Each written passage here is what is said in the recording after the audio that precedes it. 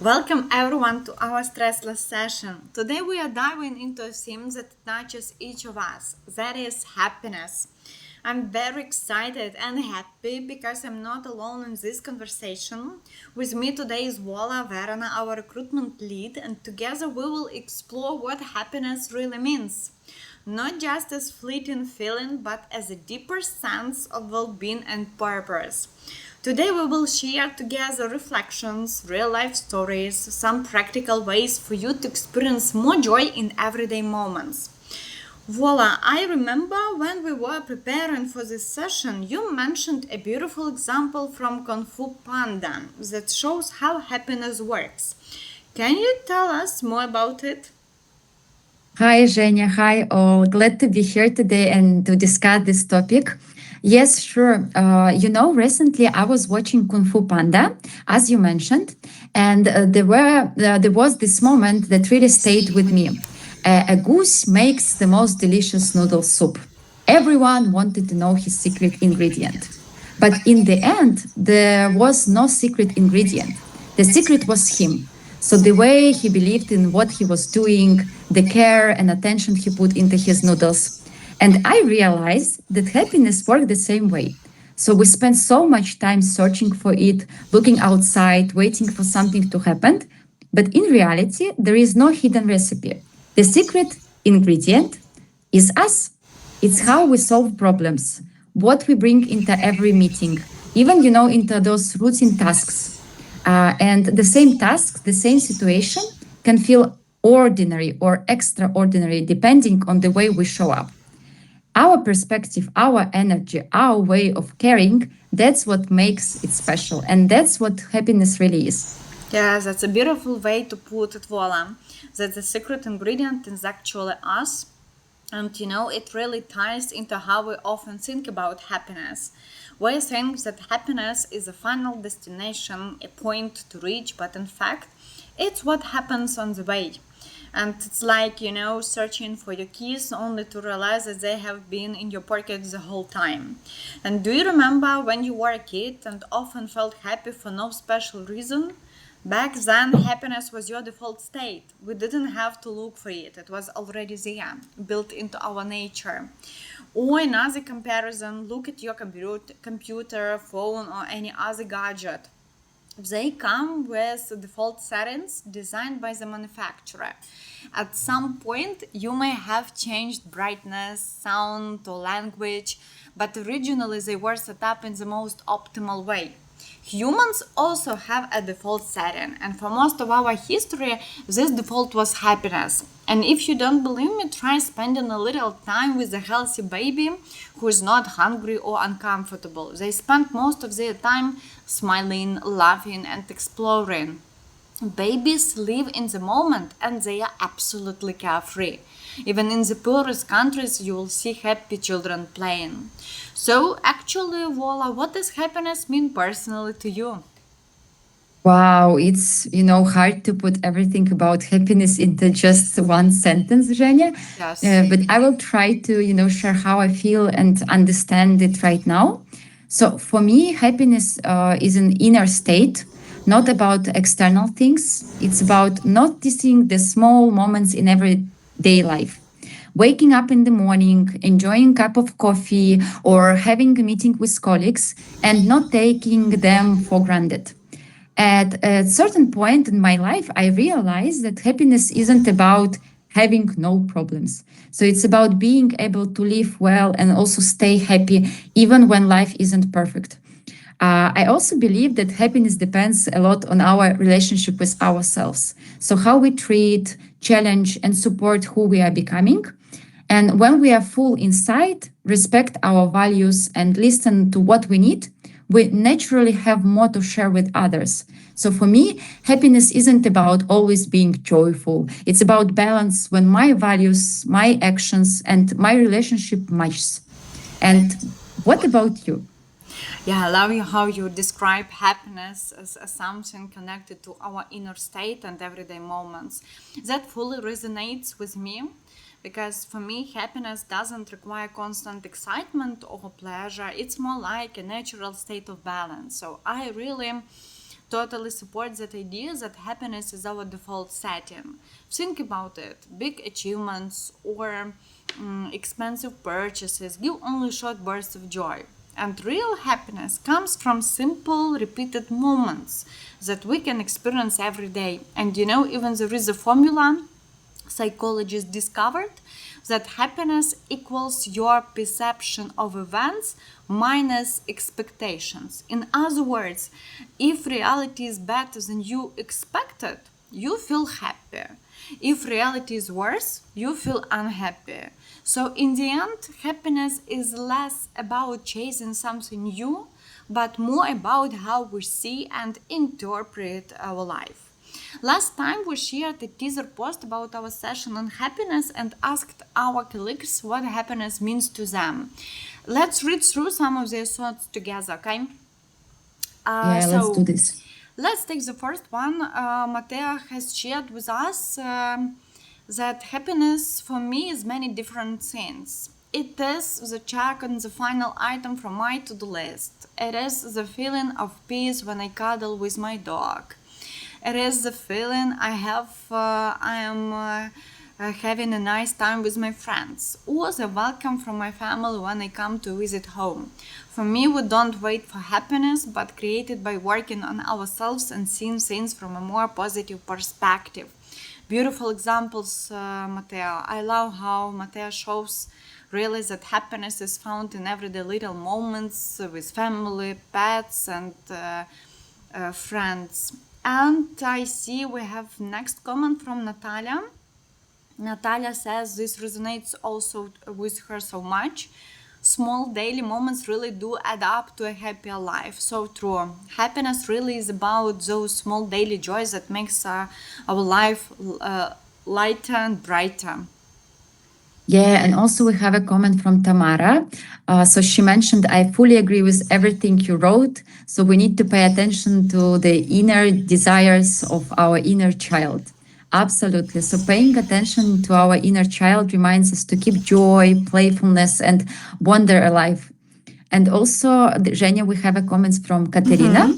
Wow, big one, interesting one. I truly believe that first we need to build the relationship with ourselves. Part of that is to learn what happiness is for you and how to reach it, to build a right state of mind. Happiness is a mindset and it always starts inside us. When we find it out, we vibe to the world right way, and a lot of good events are more likely to happen. Wow, such a beautiful reminder. Yes, because happiness truly begins with us. We also, with you, Zhenya, mentioned this, right? Once we naturally it inside, it reflects in the world around us. So thank you so much for sharing those comments. It was really good to read them and interesting to hear your opinion.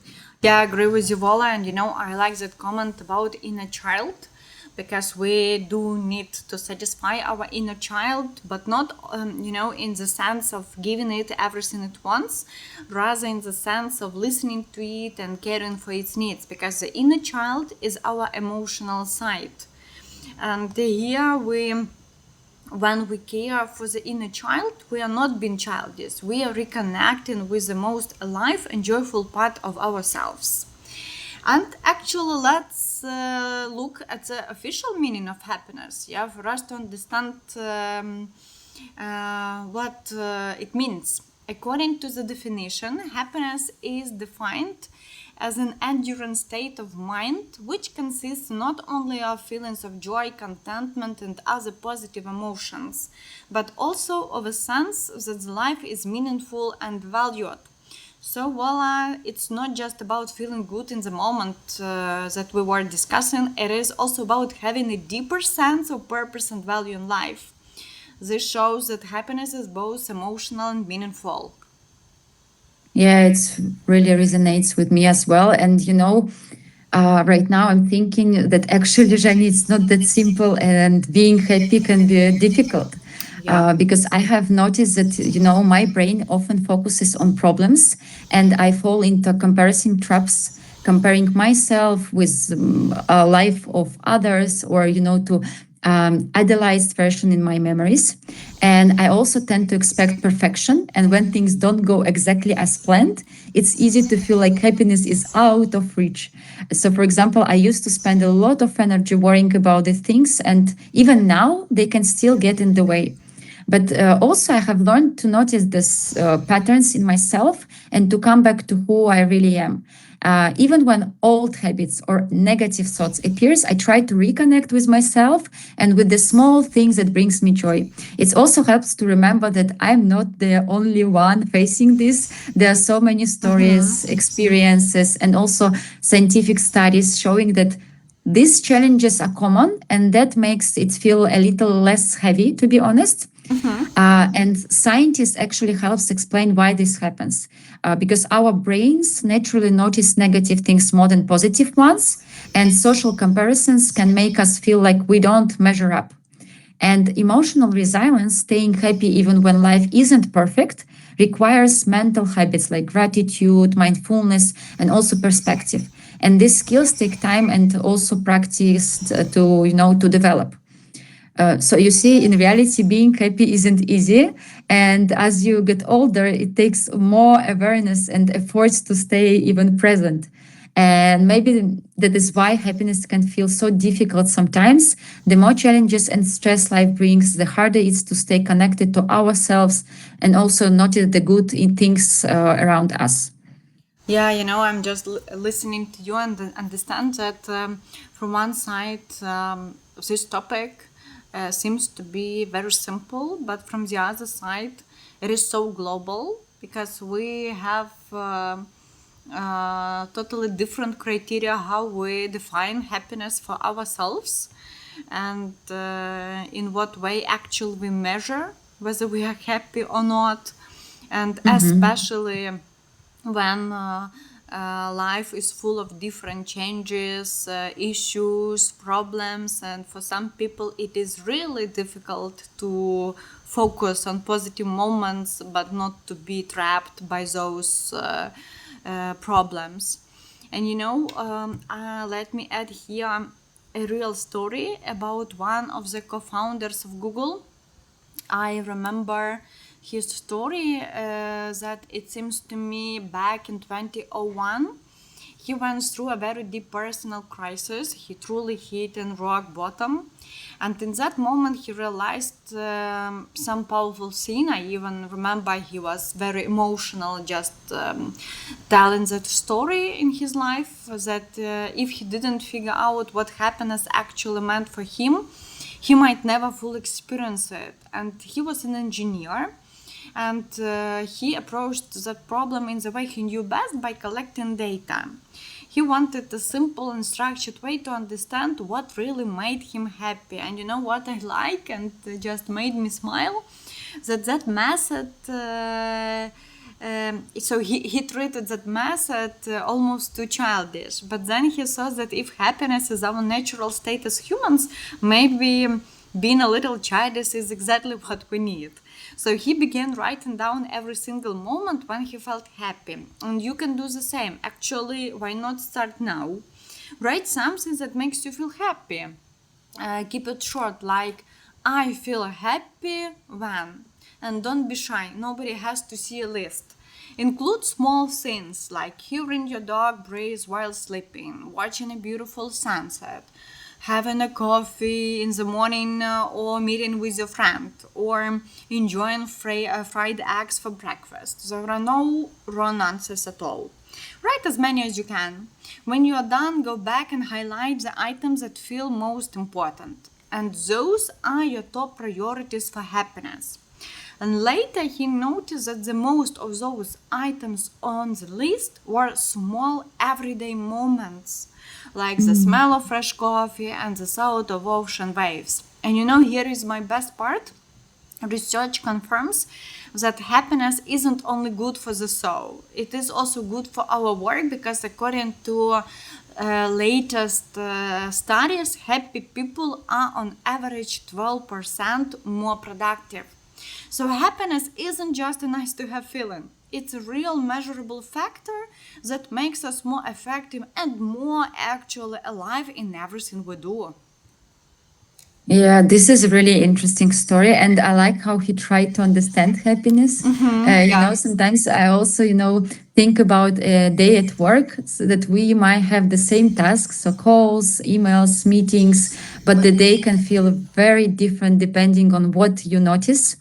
And if you only focus on finishing a project or closing a position, in our case, in recruitment, you might feel stressed, rushed, or even frustrated. Like happiness is somewhere far away at the end. But if you notice the small things along the way, for example, a colleague helping you, a candidate sharing a story, or even a call that didn't go perfectly but showed you a new perspective. So you start to feel moments of happiness right in the day. And I think, that sometimes we can think of ourselves as a bucket. This is, our energy and our happiness. And Jack, this is what you give to other people, like help, Yeah. care, or kindness, right? And Yeah. if your bucket is empty, no matter how much you put from the jug, others won't get much. So you will feel tired or unhappy. But if your bucket is full, when you take care of yourself, notice small happy moments, and follow your values, then it's easy to give to others. So happiness starts inside you. And when your bucket is full, you can share it. So happiness for me is not just about giving or reaching goals. It starts with filling your own bucket and seeing the small good things around you. Yeah, fully agree, and I like your idea of the bucket and the jug. It's such a clear way to show that happiness starts inside us and only then can be shared with others. And actually, this isn't just a nice metaphor. Science also proves it. There was some experiment done by Nobel Prize winner Daniel Kahneman that shows how much our thoughts shape the way we feel. He asked people to remember and describe in detail 2 or 3 happy events from their life. And then the same people were asked to retell and describe 2 or 3 unhappy events. And the results shows that when people remembered happy moments, their mood immediately improved. They smiled and they relaxed. But when they recalled unhappy moments, their mood worsened and they became tense. So we can make a conclusion, Wolf, that our brain can't tell much difference between real events and the ones you vividly imagine. So that means when you think about happy memories, you can make yourself feel happy right now. So let's focus our mind on the happiest memories. Don't reply bad ones. And now, even you can try this. Take a short break, close your eyes, and think of something that once made you happy. Picture it in detail, the sounds, smells, feelings, enjoy it. If you practice this often, you will train your brain to focus on happiness, not on problems. And scientists estimate that we have about 50,000 thoughts a day. And even if half of them are negative, you will directly affect how you feel. Yeah. So I'm going to do it, after our conversation. It's really, really nice advice, Zhenya. Sure. Yeah. And, looking back at our discussion, I'm now really sure that happiness isn't just about reaching a goal. It's in the small moments, how we spend our day, the attention we give, and the little wins we notice, the care, presence, and energy we bring to each moment. That's where happiness lives. Yeah, and just wanted to sum up that let's all of us make it a habit to feed our mind with good memories, positive thoughts, and gratitude. This is one of the fastest way to start feeling happier and make your daily events better, even in small ways. And don't forget about actions of kindness. Do one small kind thing daily. Thank someone, help a colleague, share a compliment. Research shows kindness creates a happiness loop. It uplifts both giver and receiver. Yes, thank you so much, Walla, for your insights and energy. I love this topic and I'm happy to discuss happiness with you. Thank you all for joining us today. Thank you, our listeners, for being with us and investigate this topic deeply. Until next time, stay well and keep your happiness basket full. Yeah, thank you, Zhenya, a lot.